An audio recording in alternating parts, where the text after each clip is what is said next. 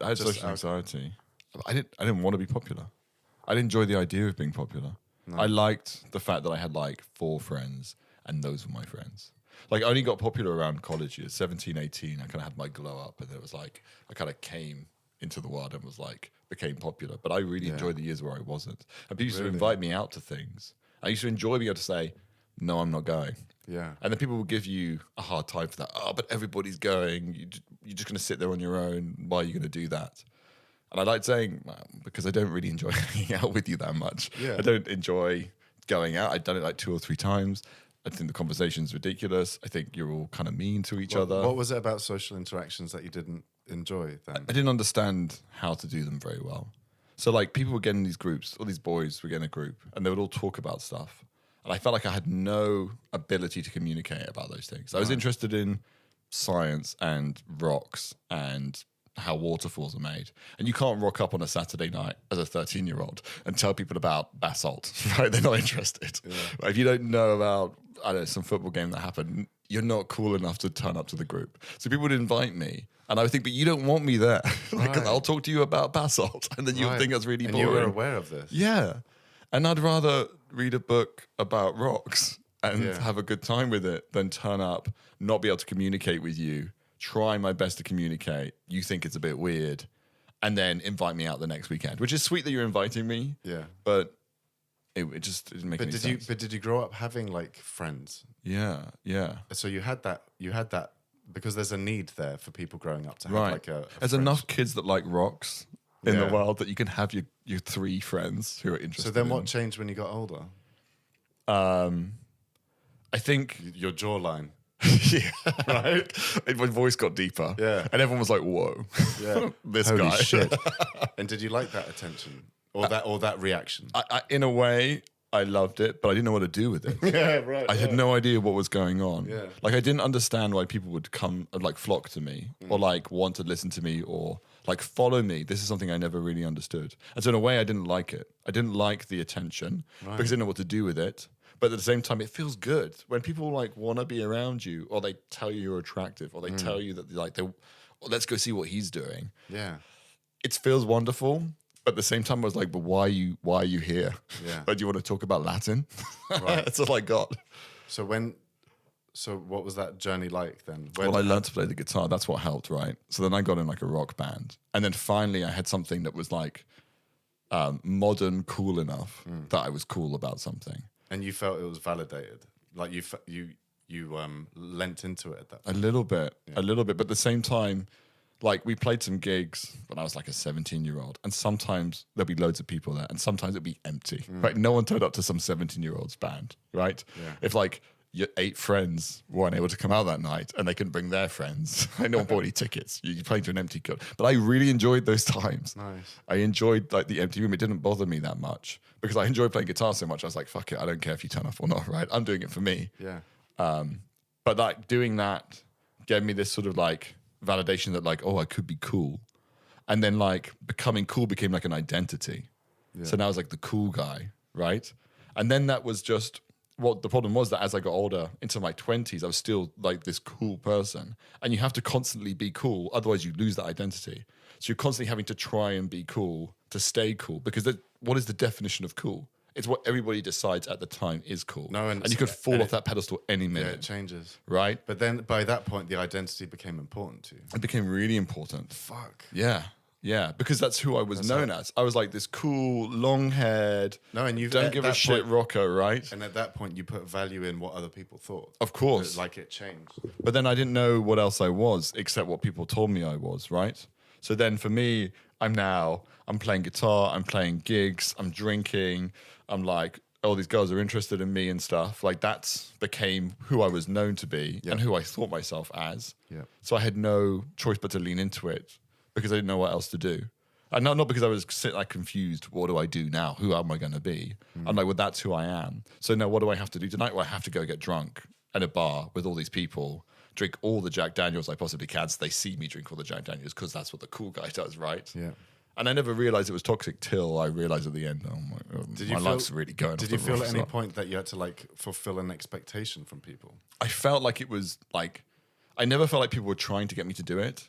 It was like a vacuum that exists. I just filled it because it was like, why wouldn't I do that? Why wouldn't I go and be the cool person, drink all the beers, like win all the arm wrestles, all that kind of like ridiculous fake macho stuff, right? Yeah.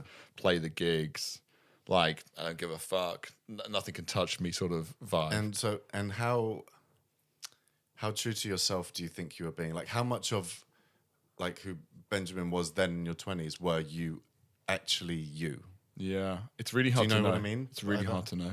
I only realized this the past couple of years because I did a lot of looking back on what I was like as a teenager, and I realized that every Friday night I knew that I had to get a certain level of drunk before I could see the people That's right. that were excited to see me, because every Friday night I'd go out and people would be excited to see me because I was this hyperactive clown. Right, you're the hedonist that everyone's like. Yeah. And like, you know, charming and funny. And I don't say these words proudly, but that's what I had to be. Oh, 100%. And then it got to a point where I just lost myself so much being this character.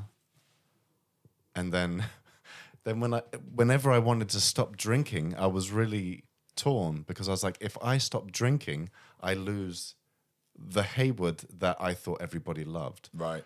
Which I had all the value in. That was the most important thing. Yeah. And it was only really when I started loving myself, I was like, it doesn't matter what everybody wants. I mean, I hated myself, I think. Oh, yeah, that was part of the charm I think people found in me. For real, right? That's some rockstar shit. That's some that rockstar shit. self-destructive, long-haired guitarist who's like smashing back Jack Daniels. Yeah. Like, I remember walking out of a gig and someone was like, "What's that on your arm?" And some woman had written, like before I had the tattoos, right? It was lipstick. They'd written their phone number on. And like, what's her name? I was like, I don't know. And I felt so cool saying that. Yeah. I was like, I don't know. But that was like You easily fall into that. Yeah, I did. All the bravado and the bullshit. total bullshit. Let's pour ourselves a drink. Shall we? Yeah, let's do it. Check my phone. This is gonna sound. I don't even fucking care what it sounds like. I was 20 years old, and it was a Friday night, and I was with my younger friend. I think he was only about 16, but I kind of took him under my wing. How old were you, did you say? I was 20. 20. And it was Robert, bless him. He passed away in his 20s, but really, really nice guy. Anyway, we were going to this rock bar in Fuengirola, Costa del Sol, and we were walking up the street, and I was like, 20 years old, I thought I was the Don.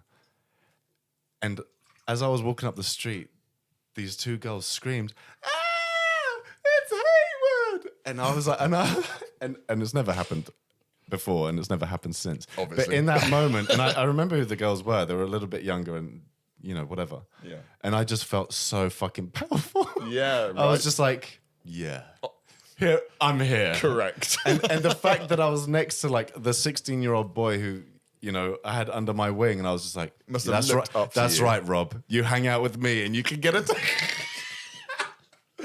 And the irony is, like, the most insecure, the most like, I had no idea who I was. I was just like clutching at straws, man. Yeah, any kind of affection, I was just, but of exterior. Cool. You were calm, like, it must be collected. going well. Everybody likes me. Yeah, right. Which is not what whatever I'm doing, I need to.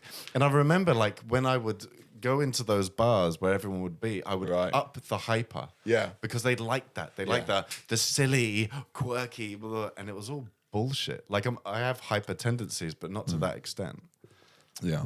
And it's like, it's all, it's fake. Well, I refer to myself now. People ask you, who are you? What do you like? And my immediate response is, I'm the reformed hedonist, right? I'm a reformed hedonist. What's hedonism? I don't know the word. So hedonism, as I understand it, is like you do things just for the pleasure of doing them, right? As in you live your life to feel good. So anything that will give you pleasure, you go and do, right? And in my later teens and early 20s, that was just unhinged. Yeah. But now, I'm more aware that longevity is a thing, right? Yeah. And legality is a thing. So a reformed hedonist, as I describe myself, is like I still like doing all of that cool, make yourself feel good, but in no sense of the word do anything that's ever going to actually cause you pain. Yeah. And like new hedonism for me, and this sounds really, really lame. It's ice baths and like Shakti mats, right? And what? Shakti mats. You know, What's Shakti I mat? think that's the right word. You Londoners have some funny things happening. It's actually it's like a Middle Eastern thing. It's like basically like the neo-modern version of the bed of nails, right? It's like a mat with all these spikes on it, like really sharp spikes. You do that? I lie on that, yeah, like 3 or 4 times a week. And the pain, it's like that tattoo pain when you get like that first piercing. Yeah. It's a little bit like that. There's a meditative quality to it, yeah. Right? But then after about 10 minutes, they say 5 minutes. It's not. It's like 15 minutes. Yeah, he's full of shit. It's so painful. He's full of shit. Eventually, the endorphins kick in again, like when you're getting tattooed, and you feel that kind of like warmth vibe kind of hit you. And it gets rid of all these aches and pains. I don't know if it actually medically gets rid of that shit. Does it? Is there a therapeutic aspect to it because it forces you to not concentrate, but like all those other thoughts go away because you're concentrating on where you are. Right, you're like breathing, you're focused, yeah, and you're thinking like, oh my god, my skin is tearing underneath me. Yeah. And I'm a heavy guy, right? I'm like 95 kilos now. You could call it that. So it's sort of a bit worse for me because all the videos I saw of people doing it, all these yogis, they're all like slim and everything, right? They look great. And then someone like me who's basically like of a human version of mashed potato lies on it and oh my God. But what I've learned in my change is that like I now run towards things that suffer in my change. So as I've changed, as I've grown, as I've developed as a man. I've never heard that as I love in my change. Yeah, I love that. Yeah. When did the change begin? I think it must have been my early 20s. So I used to be a very angry man, right? Yeah. And one of my biggest, I don't have that many regrets, but one of the biggest ones is I lost my girlfriend at the time. She left me because she just couldn't deal with me anymore. She was like, I can't, right?